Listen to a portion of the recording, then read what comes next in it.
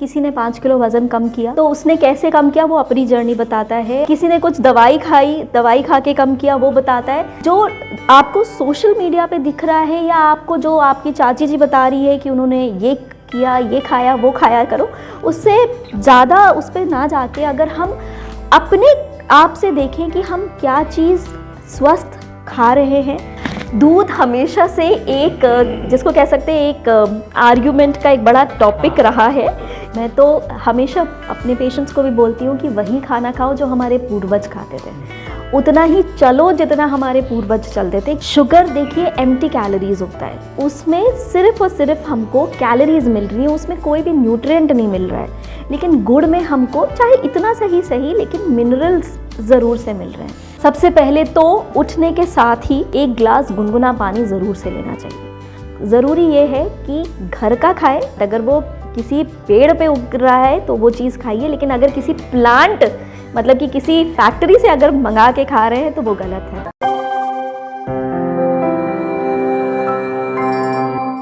भारत एक खाना प्रधान देश है।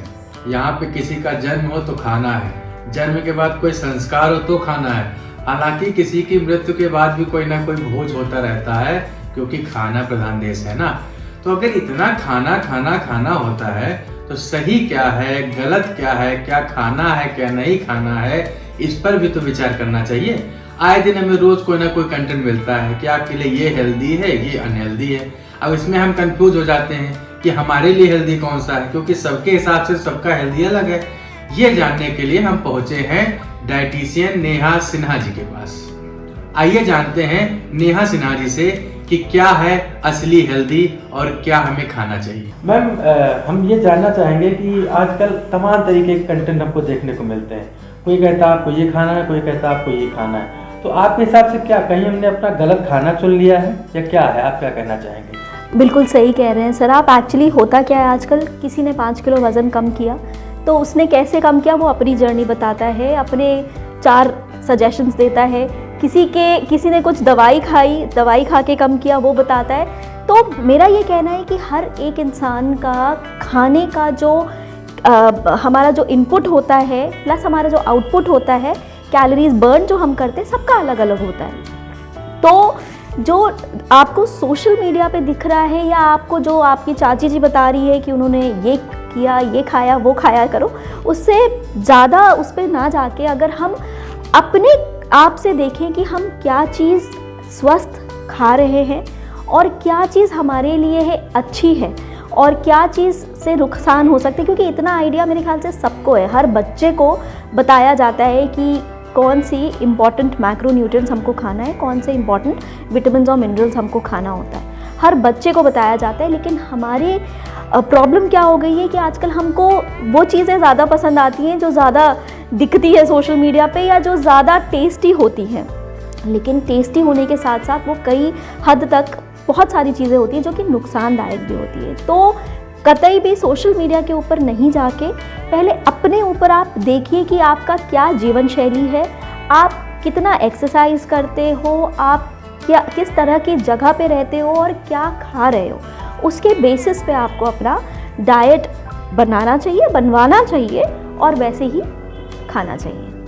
हाँ, वही देखने को मिलता, जितने मुंह हैं उतनी बातें हैं कि आप ये खाइए, आप ये।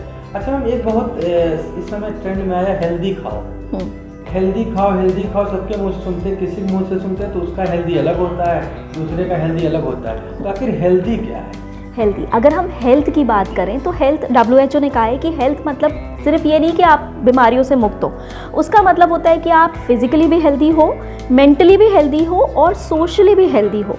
तो हेल्थ जो वर्ड होता है, स्वस्थ रहना, उसकी 4 मेजर स्तंभ होते हैं, 4 पिलर्स होते हैं, जिसमें पहला आता है आपका सही खाना खाना, जिसको हम डाइट बोलते हैं। दूसरा एक्सरसाइज या व्यायाम करना, जो हम किसी भी रूप में कर सकते हैं। तीसरा जो होता है वो होता है कि एक अच्छी नींद लेना, जो कि हम नहीं कर रहे हैं आजकल सब कोई।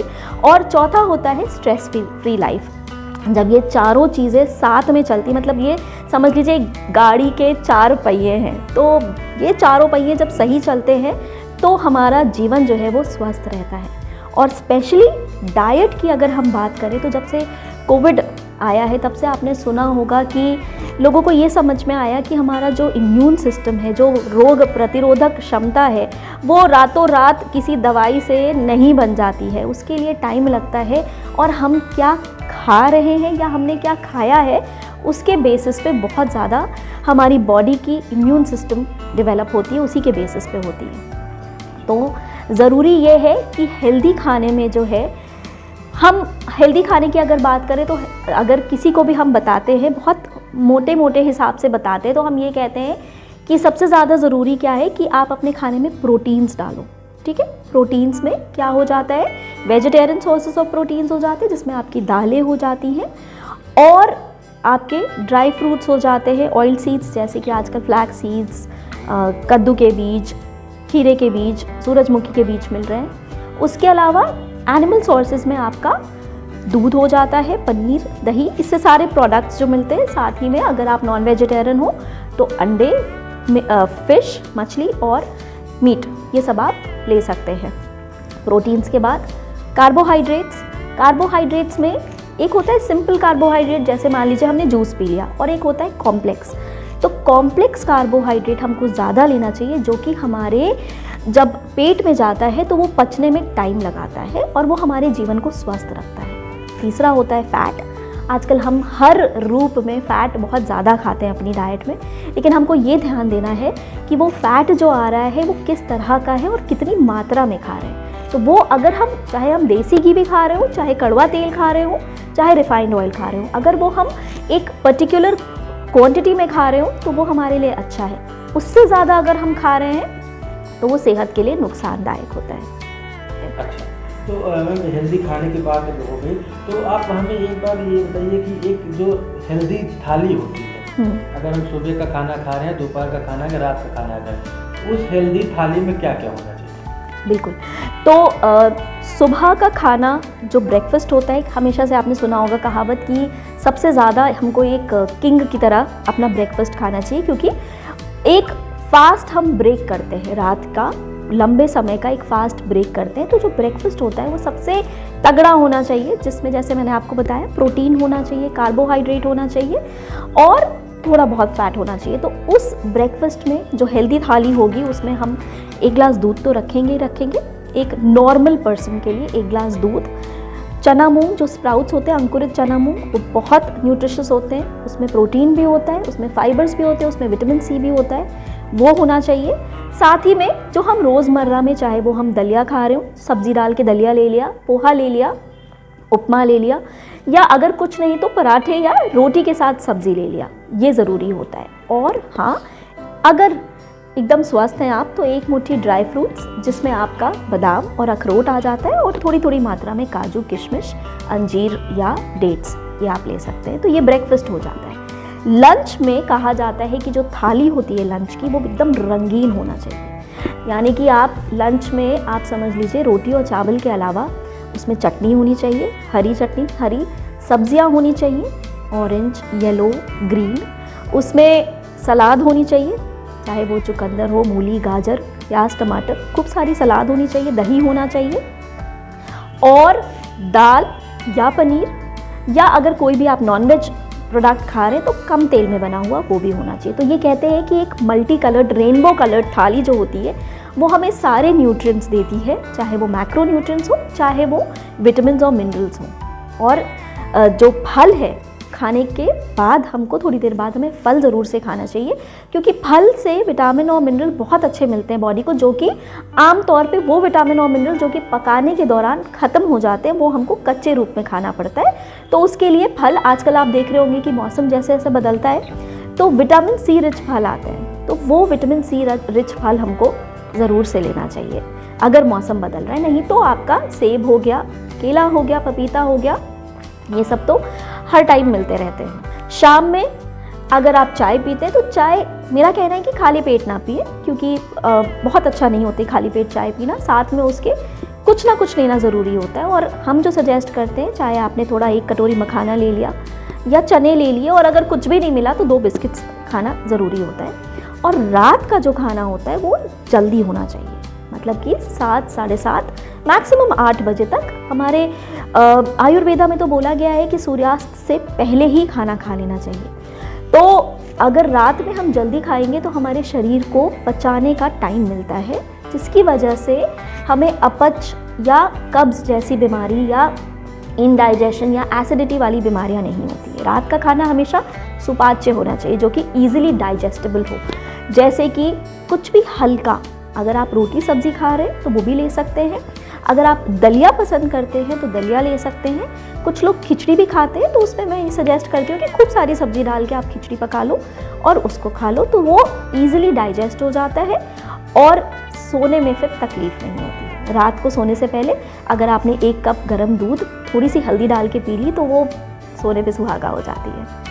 तो दूध को लेकर मैम अलग अलग भ्रांतियाँ हैं। कोई कहता है इसको पचाने में ये होता है, कोई कहता है कि डेयरी प्रोडक्ट मत खाओ, कोई कहता है खाओ। तो इसको लेकर क्या ये दूध हमेशा से एक, जिसको कह सकते हैं, एक आर्ग्यूमेंट का एक बड़ा टॉपिक रहा है, क्योंकि दूध कहा जाता है कि गाय का बछड़ा जो है वो भी एक वक्त के बाद दूध छोड़ देता है अपनी माँ का पीना, और हम क्यों पीते रहते हैं। तो प्रॉब्लम क्या है कि जो दूध होता है, मतलब जिसको हम कह सकते हैं कि लैक्टोज, उसमें जो शुगर होती है वो ब्रेक डाउन करती है लैक्टिक एसिड में, और जब वो दूध जो है दही में कन्वर्ट होता है, और ये जो ग्लूकोज होता है, सॉरी जो लैक्टोज होता है, ये ग्लूकोज और गैलेक्टोज बनाता है, और ये जो गैलेक्टोज होता है वो ब्रेन शुगर उसको मानी जाती है।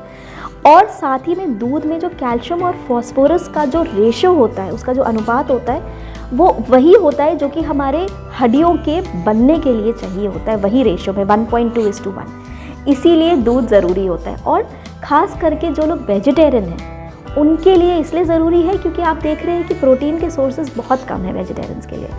तो दूध अगर वो 1 गिलास पी लेते तो थोड़ा उनको प्रोटीन मिल जाता है। तभी मैंने आपको शुरुआत में बताया ना कि दूध एनिमल प्रोडक्ट में आता है, क्योंकि हम गाय से निकाल रहे हैं, भैंस से निकाल रहे हैं। लेकिन ये एनिमल प्रोडक्ट अगर कोई वेजिटेरियन लेता है, जो कि हम अक्सर लेते हैं, तो वो हमारे लिए एक प्रोटीन का सोर्स बन जाता है। और बहुत सी ऐसी बीमारियां हैं जैसे लैक्टोज इंटॉलरेंस, जिसमें दूध नहीं पच पाता है। ऐसे केसेस में फिर हमको दूध को अवॉइड करवाना होता है। दूध ना पिए, दूध से बनी हुई चीज़ें ना लें। लेकिन हाँ, दही आप ले सकते हैं और पनीर ले सकते हैं, क्योंकि वो लैक्टिक एसिड में कन्वर्ट हो जाता है, और पनीर भी ले सकते हैं क्योंकि वो केसीन हो जाता है। तो उस केस में हम दूध ले सकते हैं। कभी कभार कुछ लोगों को दूध पीने से इंडाइजेशन हो जाता है, तो मेरा ये कहना है कि अगर आप दूध नहीं पी पा रहे हैं तो आप उसके प्रोडक्ट ज़रूर से लीजिए, क्योंकि जो दही होता है उसमें गुड बैक्टीरिया होते हैं। वो बैक्टीरिया जो कि हमारे जो आंतों में जो बैक्टीरिया रहते हैं उसके लिए वो मतलब बहुत बेनिफिशियल होता है। तो अगर आपको डाइजेशन में प्रॉब्लम हो रही है, पाचन क्रिया आपकी थोड़ी सी भी गड़बड़ आ रही है, तो दही 1 कटोरी ज़रूरी होता है, अगर आप दूध नहीं ले पा रहे हैं। और अगर दूध भी ले रहे हैं, दही भी ले रहे हैं, तो और अच्छा है।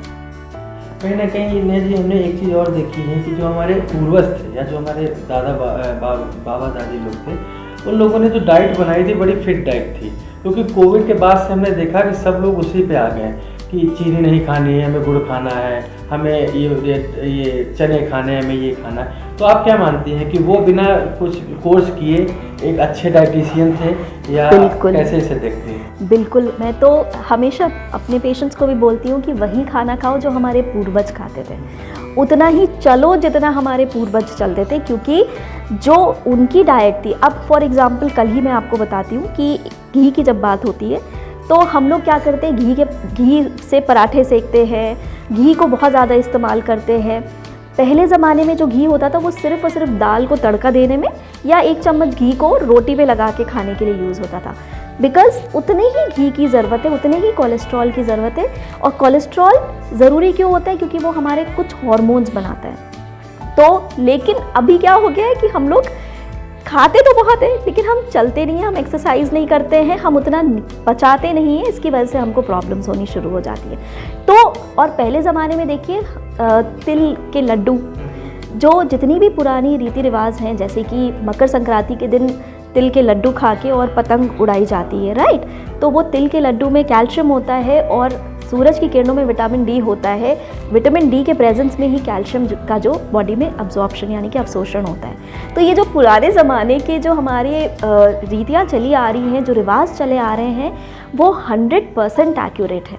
और हम जितना अगर अपने आप को, जैसे हमारे बाबा होते थे, दादी होती थी, जितना हम उनके बराबर अगर खा सके और उनके बराबर अगर हम काम कर सके, तो ये जो जितनी भी ये नॉन कम्युनिकेबल डिजीज़ हैं, मेटाबॉलिक डिसऑर्डर्स है, डायबिटीज़ हो गया, ब्लड प्रेशर हो गया, हार्ट प्रॉब्लम्स हो गई, वो बहुत दूर भाग जाएंगी। क्योंकि आज से 20 साल 25 साल पहले आपने नहीं सुना होगा कि लोगों को इस तरह की ज़्यादा बीमारियां होती थी, लेकिन अब देखिए तो क्योंकि हमारी जीवन शैली इतनी आरामदायक हो गई है, हम हर चीज़ के लिए रिमोट ढूंढते हैं। तो वही कहना है कि जितना हम बैक टू बेसिक्स जाएंगे, अपने पूर्वजों का कहना मानेंगे, अलसी फिर से आ गई है, चिया सीड्स जिसको हम तुकमलंगा बोलते थे वो फिर से आ गया है। तो ये सारी चीज़ें जो है ये क्या हो रहा है, पीछे से रिवाइंड किया जा रहा है। पहले के ज़माने में गुड़ को बहुत महत्व दिया जाता था, आप क्या कहते हैं गुड़ में ऐसा क्या होता है जो हमें लेना चाहिए शुगर की जगह? शुगर देखिए एम्प्टी कैलोरीज होता है, उसमें सिर्फ और सिर्फ हमको कैलोरीज मिल रही है, उसमें कोई भी न्यूट्रिएंट नहीं मिल रहा है। लेकिन गुड़ में हमको चाहे इतना सही लेकिन मिनरल्स ज़रूर से मिल रहे हैं। तो ऑब्वियसली अगर कोई ऐसी चीज़ जो कि हमारे लिए नुकसानदायक है, उसकी जगह हम किसी ऐसी चीज़ से रिप्लेस कर दें जो कि हमको थोड़े से अमाउंट में कुछ अच्छा मिनरल, जैसे कि फॉस्फोरस हो गया, जैसे कि मैग्नीशियम हो गया, वो अगर हमको मिल रहा है तो हमारे लिए अच्छा ही है। तो इसीलिए गुड़ is always better than sugar अगर देखा जाए तो। इनफैक्ट हम तो यही बताते हैं कि सफ़ेद चीज़ें जितनी भी हैं उनको हटा देना चाहिए लाइफ से। हमारे अगर आप ये देखिएगा कि पहले हम लोग गेहूँ लाते थे घर पे, गेहूँ को धोते थे, सुखाते थे और फिर उसको पीस के उसकी रोटियां बनाते थे, राइट। धीरे धीरे करके क्या हुआ कि जो फूड प्रोसेसिंग वाली कंपनीज थी, स्पेशली ये वीट वाली कंपनीज, उन्होंने गेहूँ का चोकर हटा के और नरम मुलायम रोटियां जो है, आटे जो है वो देने लगे कि आपको नरम मुलायम रोटी खाने को मिलेगी। लेकिन ये चोकर जब से हटा, कुछ ही सालों में लोगों को बीमारियां आने लगी, डायबिटीज़ की, ब्लड प्रेशर की और कॉन्स्टिपेशन की, हार्ट प्रॉब्लम्स की। फिर अब क्या हुआ है कि यही चोकर को अब पैकेज करके अलग से बेचा जाता है, उसकी अलग से ब्रांडिंग हो गया, चोकर वाला आटा हो गया। तो ये हमारे साथ ही एक, जिसको कह रहे हैं ना, हमारे साथ ये खिलवाड़ हो रहा है कि पहले हम ही को हमारे टेस्ट को डेवलप कराया गया कि हमें वो नरम मुलायम फूली हुई रोटियां मिले, और फिर धीरे धीरे करके जो है हमको फिर वापस वही चीज़ दी जा रही है और पैसे लेके दी जा रही, जो कि हमें पहले फ्री में मिल जाती थी। तो जो पूर्वज जो लेकर आते थे, जो हम खाते थे, वो सबसे अच्छा था डाइट। व्रत का हमारे जो है उसके क्या कहते हैं, पूर्वजों ने बहुत बड़ा वो माना था उपवास को। तो आप क्या कहते हैं कि आजकल का जो उपवास है, क्योंकि हमने देखा आज भी हमारी दादी जो है व्रत रहती है, अगर कोई भी तो पूरे दिन कुछ नहीं खाती, पानी पिएंगी या फिर कभी कभी निर्जल व्रत भी रखे जाते हैं। आजकल व्रत तो होते हैं लेकिन दिन भर हमें खाना है कुछ ना कुछ, या तो आलू दीजिए, या तो साबुदाना दीजिए, या तो ये दीजिए। तो आप कैसे देखते हैं उपवास का क्या महत्व है हमारे जीवन? बिल्कुल। तो अब मुझे एक कहानी याद आएगी कि मेरे पास एक बच्चा आया था एंड उसको वेट कम करना था, काफ़ी ज़्यादा उसका वज़न था, मतलब करीब 110 किलो का था वो बच्चा, और था वो करीब 10 या 11 साल का था। तो मैंने उसको बताया था, तो वो अगले दिन आया तो बोला मेरा तो व्रत था, मैंने कुछ खाया नहीं। तो मैंने उससे पूछा कि भाई क्या खाया फिर तुमने व्रत था? तो उसने कहा पहले मैंने कूटू की आटे की पकौड़ी खाई, फिर मैंने साबूदाना की खिचड़ी खाई, फिर मैंने आलू खाया, आलू के चिप्स खाए। तो मतलब मैंने कहा भाई तुमने व्रत में किया क्या? तुमने तो खाया ही खाया। तो देखिए हमारे पूर्वजों ने जो सिस्टम बनाया था व्रत का, उसके पीछे एक बहुत बड़ा साइंटिफिक रीज़न है कि व्रत में हमारी, मतलब जब हम फास्ट करते हैं और लंबे समय तक फास्ट करते हैं तो हमारी बॉडी जो है ऑटोफेजी के मोड में चले जाते हैं। और ऑटोफेजी का मतलब क्या होता है कि बॉडी के सेल्स अपने आप को, अपने ही सेल्स को खाने लगते हैं, और उस समय पे वो उन कोशिकाओं को खाते हैं, उन सेल्स को खाते हैं जो कि कहीं ना कहीं बीमारी या रोग या कैंसर प्रोड्यूस कर रहे होते हैं। तो आप समझ रहे हैं फास्टिंग कितना अच्छी चीज़ होती है, लेकिन अगर उसको हम सही तरीके से करें। तो पुराने ज़माने में जो दादी लोग होती थी, वो जब व्रत रखती थी लंबे समय तक वो कुछ नहीं खाती थी, या सुबह में खा लेती थी और फिर शाम में खाती थी। तो वो जब उनका 12 आवर्स या 10 आवर्स का जो फास्टिंग हो जाता था, उसमें उनकी बॉडी जो है ऑटोफेजी मोड में जाती थी और डिटॉक्स के मोड में जाती थी। तो बॉडी जो है वो क्लेंस हो जाती थी, सर्विस मिल जाती थी, बिल्कुल सर्विसिंग हो जाती थी। लेकिन आजकल तो वो जूस भी पी लेते हैं और खा भी लेते हैं और वो गड़बड़ करते हैं। तो इसीलिए अगर आप फास्ट कर रहे हैं तो आपको, क्योंकि देखिए फास्ट में भी जब पुराने ज़माने में खाया क्या जाता था, आलू खाया जाता था या फिर साबूदाना खाया जाता था, ये सब कैलोरी रिच स्टार्ची डाइट्स हैं जिसमें काफ़ी कैलोरीज काफ़ी मिल जाती है, एनर्जी हमको मिल जाती है। तो अगर हमने इसको भी ज़्यादा खा लिया तो वो क्या हो रहा है, कहीं ना कहीं जाके स्टोर हो जा रहा है, तो वही उसका मतलब ही ख़त्म हो जाएगा फास्ट का। तो वो ज़रूरी क्या है कि हमको हर चीज़ को हिसाब से खाना बहुत ज़रूरी होता है। एक अंतिम सवाल था, आप हमारे दर्शकों को एक बढ़िया जीवन शैली जीने के लिए एक दिन में क्या क्या करना चाहिए उसके बारे में? सबसे पहले तो उठने के साथ ही एक गिलास गुनगुना पानी ज़रूर से लेना चाहिए, और ना मतलब उठने के आधे घंटे के अंतराल पे ही आपको कुछ ना कुछ ज़रूर से खा लेना चाहिए। जैसे कि आपने ड्राई फ्रूट्स ले लिया एक मुट्ठी, या अगर आप नाश्ता कर ले रहे हो तो नाश्ता कर लेना चाहिए प्रॉपर। एंड अगर आप एक्सरसाइज करने जा रहे हैं मॉर्निंग में तो बहुत अच्छा, और अगर आप खुले में एक्सरसाइज कर रहे हैं तो समझ लीजिए आपको सूरज की किरणों से विटामिन डी भी मिल रहा है। तो उठना है, उठने के बाद एक गिलास गुनगुना पानी पी सकते हैं आप, गुनगुना पानी के साथ आप ड्राई फ्रूट्स ले सकते हैं, उसके बाद आप एक्सरसाइज कर लीजिए। एक्सरसाइज के करीब आधे घंटे 45 मिनट बाद जब तक आप तैयार होते हैं उसके बाद आप नाश्ता कर सकते हैं। नाश्ते में जैसे मैंने बताया सारे प्रोटीन्स, कार्बोहाइड्रेट्स, फ्रूट्स, दूध ये सब होना चाहिए। ये करने के बाद एक मॉर्निंग ब्रेकफास्ट और लंच के बीच में जो मिड मॉर्निंग मील होती है वहाँ पर हमें कुछ ना कुछ लेना चाहिए। जैसे कि अक्सर हम लोग दही या मट्ठा या छाछ या कुछ नहीं तो ग्रीन टी ले लीजिए, साथ में 2 बिस्किट्स ले लीजिए, ये ले सकते हैं। लंच जैसे मैंने बताया था कि पूरी भरपूर रंगीन थाली होना चाहिए। इवनिंग में चाय के साथ हमने कुछ ना कुछ ले लिया, और डिनर में प्रॉपर अगर हम रोटी, सब्ज़ी, सलाद और साथ में दाल या दही या पनीर कुछ ले रहे हैं तो वो ले सकते हैं। तो ये प्रॉपर जब प्रॉपर 5 मील्स लेते हैं दिन भर में और हर 3 घंटे पे कुछ ना कुछ खाते हैं तो हमारा शरीर एकदम सही चलता है। और रात में जब हम लंबा टाइम तक एक गैप दे देते हैं तो वो हमारी बॉडी को भी काम मौका मिल जाता है कि बॉडी जो है वो जितने भी न्यूट्रिएंट्स हैं उनको अपनी अपनी जगह पे करके डाइजेस्ट करके, और जो भी उसका काम होता है वो बहुत सही से चल जाता है। लिवर भी अपना डिटॉक्सिफिकेशन का काम बढ़िया करता है। तो रात का खाना जल्दी, और फिर पूरी रात कुछ नहीं खाना चाहिए। आजकल आप देखते होंगे कि बच्चे रात में पढ़ते कम है और खाते ज़्यादा है, और जंक फूड ज़्यादा ऑर्डर करते हैं, कभी कहीं से ऑनलाइन मोड कुछ ना कुछ। तो ये सारी चीज़ें क्या है कि जो हमारी ज़बान होती है, कहा जाता है कि हमारे अंदर हमारे भगवान भी होते हैं और शैतान भी हमारे अंदर ही होते हैं। तो मेरा कहना है कि जो शैतान होते हैं वो ज़बान पे होते हैं, क्योंकि बोलने में भी और खाने में भी हमारी ज़बान ही है, और ज़बान से नीचे जब खाना जाता है तो फिर उसका कोई महत्व नहीं रह जाता है, कोई टेस्ट नहीं रह जाता है। तो ज़बान को थोड़ा सा इतना हम उसको वो कर सके, मैनिफेस्ट कर सके कि हम थोड़ा सा स्वस्थ चीज़ें जो कि कम तली भुनी हो, कम स्पाइसी हो, अगर हम वो खाएं और हम बाहर की चीज़ों को कम खाएं तो वो हमारे लिए बहुत अच्छा है। शरीर के लिए खाएं, जुबान के लिए नहीं। शरीर के लिए खाएं, जुबान के लिए नहीं। और बाहर की चीज़ों को मैंने इसलिए बोला है क्योंकि आजकल बहुत सारी चीज़ें हैं जिसमें प्रोसेसिंग माने कि प्रसंस्करण किया जाता है, और उसमें बहुत सारे प्रेजर्वेटिव्स डाले जाते हैं। उसकी वजह से हमारे अंदर काफ़ी बीमारियां हो रही हैं। अगर आप इंडिया की कंपैरिजन करेंगे यूएस में, तो यूएस में बहुत सारी बीमारी हैं, कैंसर्स हैं, बहुत सारे जिसको कहते हैं इंटॉलरेंस की बीमारियां हैं, किसी को ग्लूटेन सेंसिटिविटी है। तो वो इसलिए क्योंकि वो बहुत जंक खाते हैं, जंक फूड काफ़ी खाते हैं। लेकिन अगर वो हम इंडियंस की तरह एक बैलेंस डाइट खाना शुरू करेंगे और घर का बना हुआ, तो वो सारी बीमारियां धीरे धीरे करके कम हो जाएंगी। तो ज़रूरी ये है कि घर का खाएं, eat it if it's made by the plant. अगर वो किसी पेड़ पे उग रहा है तो वो चीज़ खाइए, लेकिन अगर किसी प्लांट मतलब कि किसी फैक्ट्री से अगर मंगा के खा रहे हैं तो वो गलत है। अच्छा, ये है जी। बहुत बहुत धन्यवाद नेहा जी। Thank तो you. आपने सुना कि समझ में आ गया होगा कि हमें क्या खाना है क्या नहीं खाना है, हेल्दी क्या होता है, जिसका अक्सर हम लोग जवाब ढूंढते रहते हैं, हेल्दी क्या है और क्या खाना है क्या नहीं खाना है।